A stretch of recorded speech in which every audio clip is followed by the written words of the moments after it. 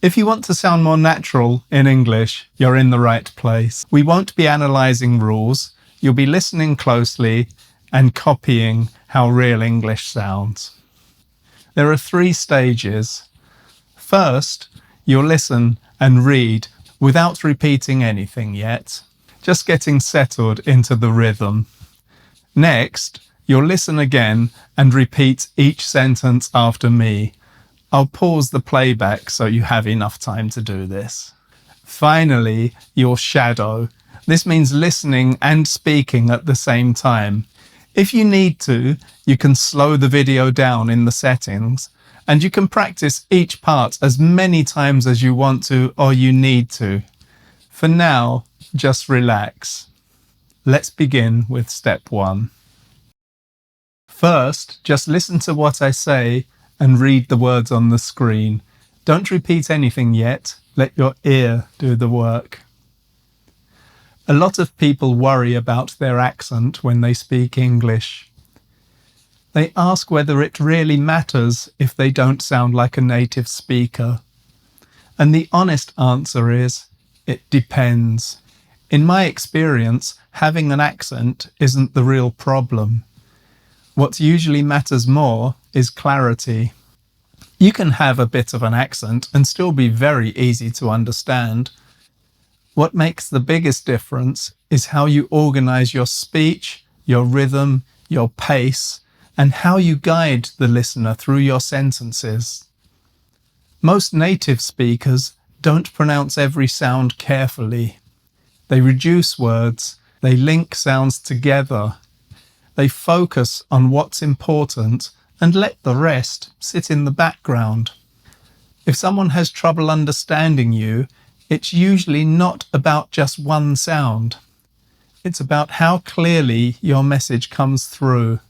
This becomes even more important in professional situations.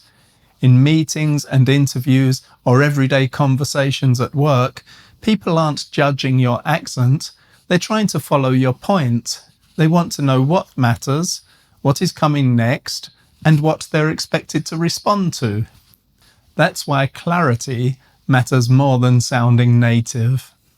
When your speech has a natural rhythm, when the key words stand out, and when your sentences flow, people relax when they listen. And once that happens, your accent stops being the focus. So the goal isn't to change who you are, but to speak clearly, confidently, and in a way that is easy to follow. And that's what we're practicing here. Okay, if you're ready to move on to stage 2, let's go.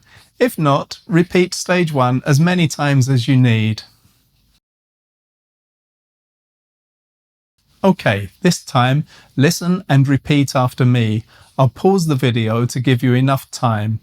Try to copy the rhythm and the word stress as closely as you can.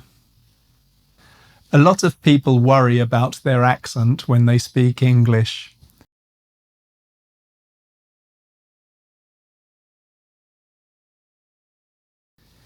They ask whether it really matters if they don't sound like a native speaker.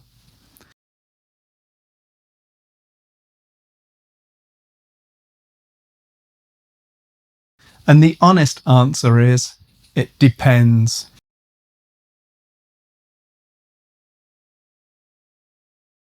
In my experience, having an accent isn't the real problem.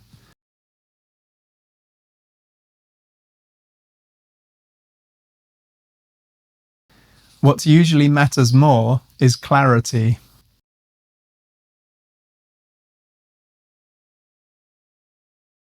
You can have a bit of an accent and still be very easy to understand.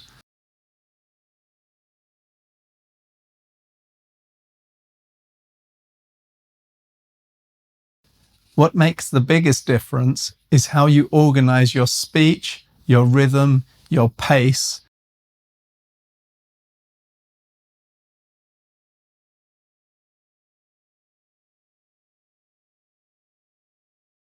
and how you guide the listener through your sentences.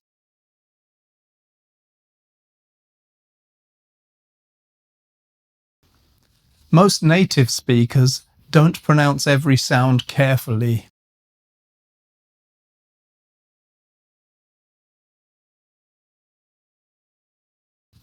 They reduce words. They link sounds together.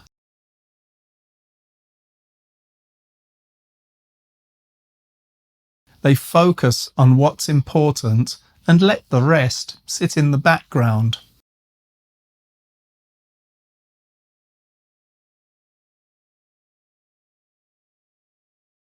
If someone has trouble understanding you, it's usually not about just one sound.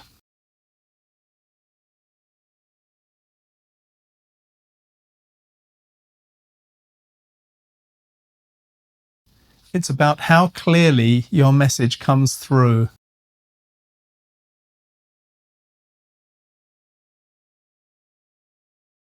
This becomes even more important in professional situations.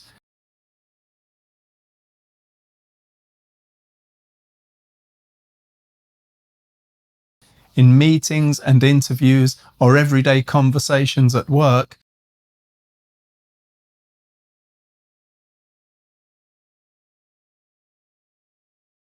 people aren't judging your accent, they're trying to follow your point.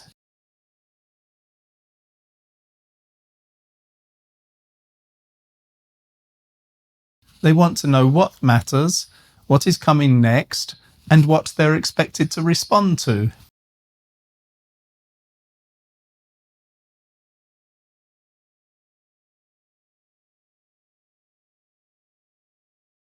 That's why clarity matters more than sounding native.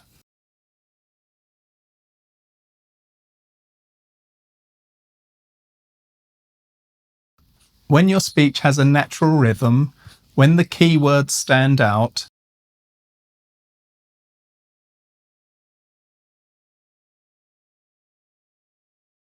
and when your sentences flow, people relax when they listen.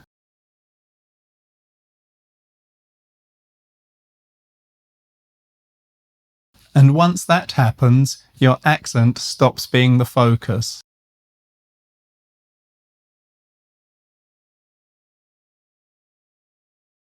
So the goal isn't to change who you are,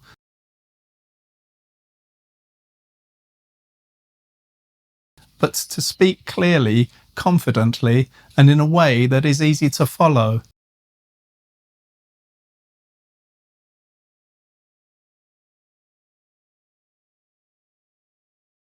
And that's what we're practicing here.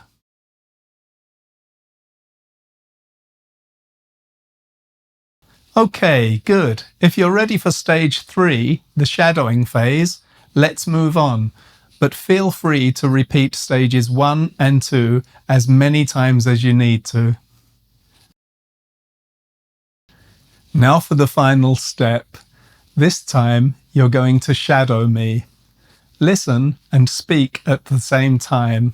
You can slow the video down if you need to, and don't worry if you make mistakes, that's completely normal. Stay relaxed and keep going. A lot of people worry about their accent when they speak English. They ask whether it really matters if they don't sound like a native speaker. And the honest answer is, it depends. In my experience, having an accent isn't the real problem. What usually matters more is clarity. You can have a bit of an accent and still be very easy to understand.